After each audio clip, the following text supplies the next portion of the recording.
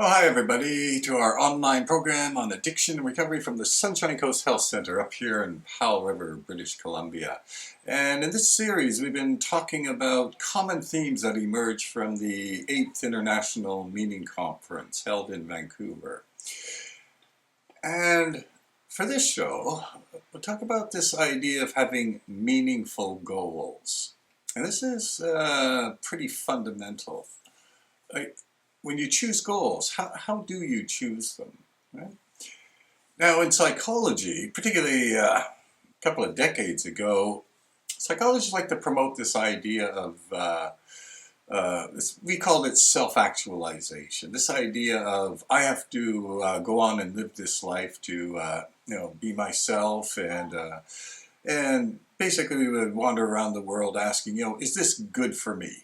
Right? Because it was all about me, and it's a very sad thing in psychology that they promote this kind of almost self-centered kind of pursuit, right? And now, under the Meaning Conference, we discovered a new kind of idea, and this idea is more about living your life for something bigger than yourself, or some of the psychologists there called it self-transcendence.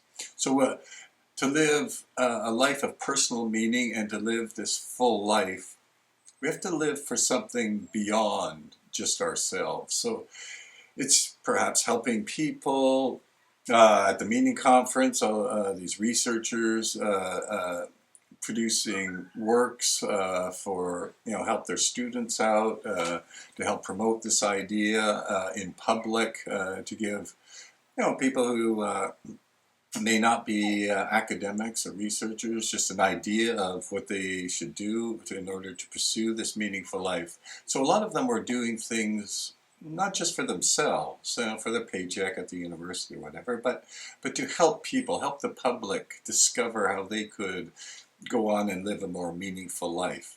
So it's this idea of transcending the self that's pretty fundamental to this idea of meaningful living as presented at the Meaning Conference. And so this is something we also see, for example, in 12-step programs where they will say things like help the suffering addict who is next to you. Someone really who can give you nothing in return.